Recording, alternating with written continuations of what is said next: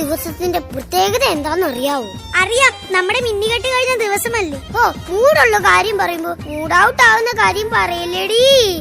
ഇടി നാളെ ക്രിസ്മസാ, അത് ആഘോഷിക്കാൻ നമ്മുടെ പിള്ളേരിന്നെത്തൂടി. എന്റെ അച്ചായ, പിള്ളേര് വരുന്ന ദിവസമല്ലേ, ആ മുടിയൊന്ന് ഡൈ ചെയ്തൂടെ? ഒന്ന് പോടി അവിടുന്ന്. പിള്ളേര് വരുമ്പോ അമ്മച്ചിയുടെ കൂടെ നിൽക്കുന്ന ദുൽഖർ സൽമാൻ ഏതാന്ന് ചോദിക്കും. എന്താടി എനിക്കൊരു കുഴപ്പം? കല്യാണത്തിന് മുമ്പ് ആപ്പിള് പോലെ ഇരുന്നയാ, കല്യാണം കഴിഞ്ഞപ്പോഴാ ഞാൻ നിപ്പിള് പോലെ ആയത്. അപ്പച്ചാ, അമ്മച്ചി. Johnny money Johnny, you are my cunning bunny. Johnny money Johnny. മോനെ ജോണിക്കുട്ടി. അയ്യോ, എന്തൊരു ചുമയായത്, എനിക്ക് കേൾക്കാൻ വയ്യ. ഇത്ര ഉറക്കെ ചുമച്ചിട്ടോ? അപ്പച്ചനെ ഇതിൽ നന്നായിട്ട് ചുമച്ചോണ്ടിരുന്നതാ, ഇപ്പൊ അതെല്ലാം പോയില്ലേ. നിക്കറിട്ടോണ്ടിരുന്നപ്പോ കണ്ടതാ. എലിക്കുട്ടി, നിങ്ങളല്ല, എന്റെ ജോണിക്കുട്ടിയെ കുറിച്ചാ ഞാൻ പറഞ്ഞത്. ഇപ്പൊ വളർന്ന് വലുതായി, കോട്ടും സൂട്ടും ഒക്കെ ഇട്ട് ഒരു പെണ്ണും കെട്ടി. സുഖമാണോ മോളെ നിനക്ക്? അതെ, സുഖമാണോ അമ്മച്ചി? ബൈ ദ ബൈ, പേര് മറന്നു.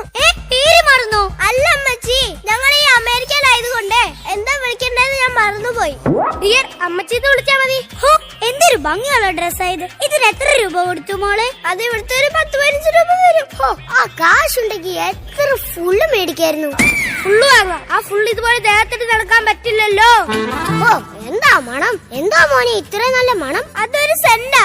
ഒരു സെന്റിന് ഇത്രയും നല്ല മണമാണെങ്കിൽ ഒരു ഏക്കറിന് എന്തായിരിക്കും മണം? അമ്മച്ചി, ലണ്ടനിൽ നിന്ന് നമ്മുടെ സണ്ണിക്കുട്ടനും എത്തി. ജോണിക്കുട്ടി,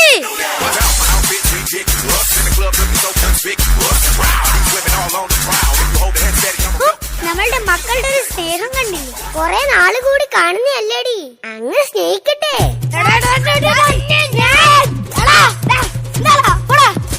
ഇവിടെ സ്നേഹിക്കുമല്ലായിരുന്നോ?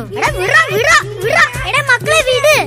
എടാ നിന്റെയൊക്കെ ഈ വഴക്ക് കാരണമാണ് ഒരുത്തനെ അമേരിക്കയിലോട്ടും ഒരുത്തനെ ലണ്ടനിലോട്ടും വിട്ടത്. പെണ്ണ് കെട്ടതിന് മുമ്പ് ഒരു വഴക്കുമില്ലായിരുന്നു. മനുഷ്യ അപ്പച്ചി പറഞ്ഞത് കേട്ടോ, ഞാൻ വന്നേ പിന്നെ വഴക്കുണ്ടാക്കുന്നതെന്ന്. എടി നീ മാത്രമല്ല, ജോണിയുടെ ഭാര്യ വഴക്കുണ്ടാക്കുന്നുണ്ട്. ജോഡി പറഞ്ഞത് കേട്ടോ. എടാ നീ നിന്റെ ഭാര്യയുടെ കാര്യം നോക്കിയാ മതി, എന്റെ ഭാര്യയുടെ കാര്യം നോക്കാൻ ഞാനുണ്ട് ഇവിടെ. എടാ നീ അവളെയും കൊണ്ട് രാവിലെ ഇങ്ങോട്ട് വന്നതേ അമ്മനെ അപ്പനെ സോപ്പിട്ട് സ്വത്തല്ല എഴുതി മേടിക്കാൻ വേണ്ടിയല്ലേ? ഫ്ലൈറ്റിൽ നിന്ന് ഇറങ്ങി കടയിൽ കയറി മുദ്രപത്രം വാങ്ങുന്നവരെ ഞങ്ങളുടെ മനസ്സിൽ ഇങ്ങനെ ഒരു ചിന്തയില്ലായിരുന്നു. അല്ല ചായ, പിന്നെ എന്തിനാടാ രാവിലെ നിന്ന് ഇങ്ങോട്ട് കയറി പോകുന്നത്? എന്നാ പിന്നെ നിനക്ക് വരാൻ മേലായിരുന്നു നേരത്തെ. എടാ ഞാനാടാ ഈ വീടിന് മൂത്തതല്ല, നീ പൂത്തതാ. എടാ എന്നെ കാട്ടി മൂത്തതല്ലേടാ നിന്റെ ഭാര്യ. എന്നെ വല്ലതും പറഞ്ഞാണ്ടല്ലോ, പറഞ്ഞാ നീ എന്റെ അടുക്കോടി.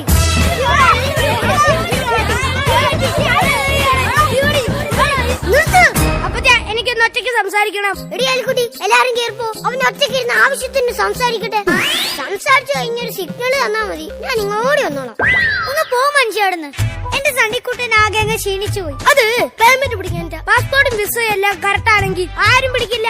എടാ പോടാവിടുന്ന്, നാളെ ക്രിസ്മസ് അല്ലേ, അത് നമുക്ക് ആഘോഷിക്കണ്ടേ? എന്നാ പിന്നെ എലിക്കുട്ടിയെ, നമ്മുടെ മക്കൾക്ക് വേണ്ടി നമ്മളെ ഏർപ്പാട് ചെയ്ത എല്ലാവരും ഞാനിന്ന് വിളിക്കട്ടെ. കേറി വാ എല്ലാരും.